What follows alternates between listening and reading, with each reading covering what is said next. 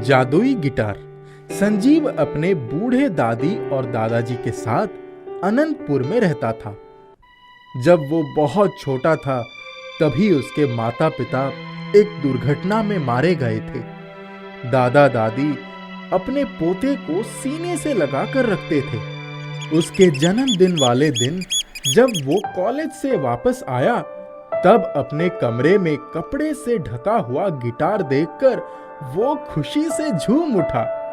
वो दादी के गले लग गया और बोला, दादी, आपको मेरे मन की बात कैसे पता चल गई जो आपने मेरे जन्मदिन पर मुझे गिटार दिया?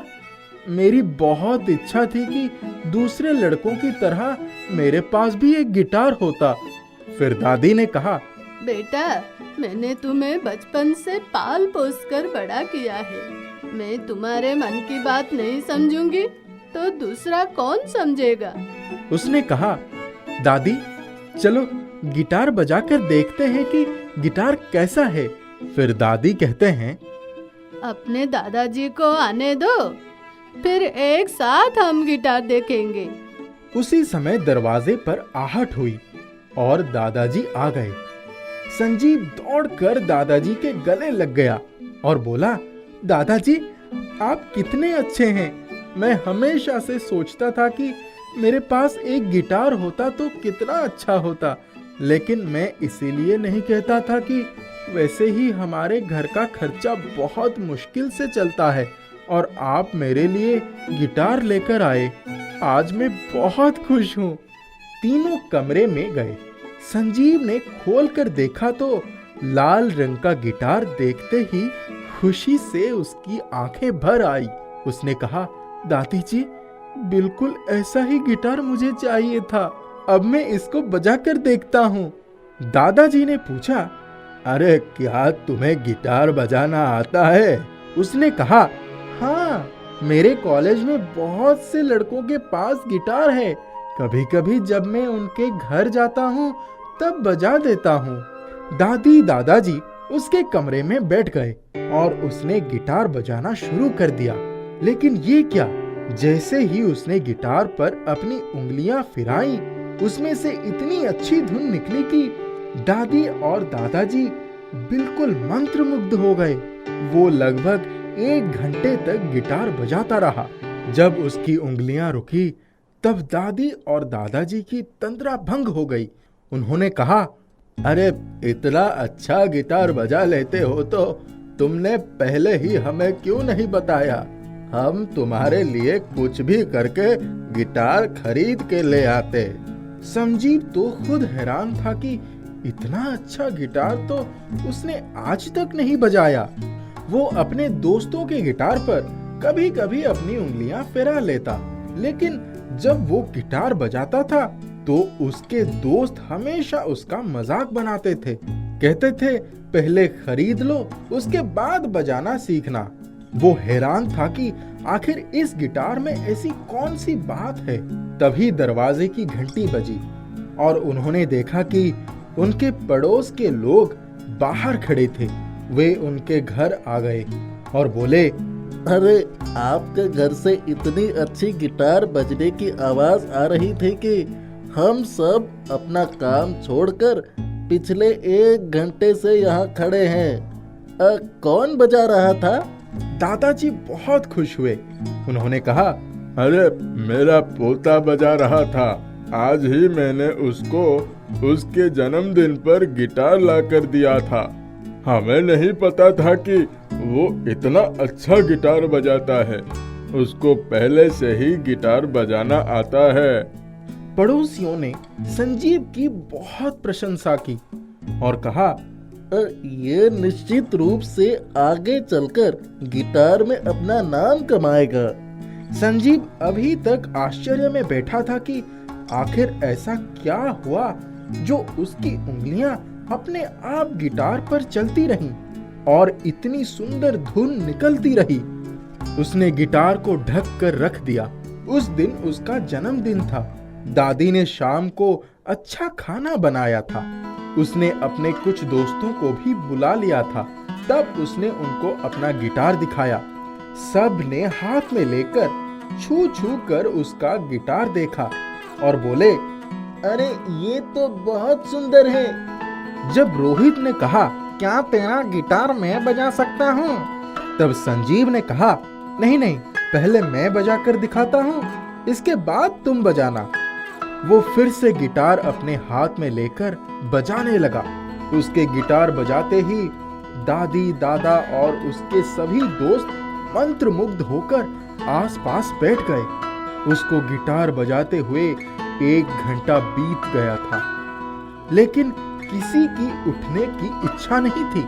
अचानक उसने गिटार पर अपनी उंगलियां रोक दी। उसका मित्र रोहित बोला, अरे संजीव, ये गिटार तो कमाल का है, जरा मुझे भी दो, मैं भी देखता हूँ कि ये कैसे बजता है।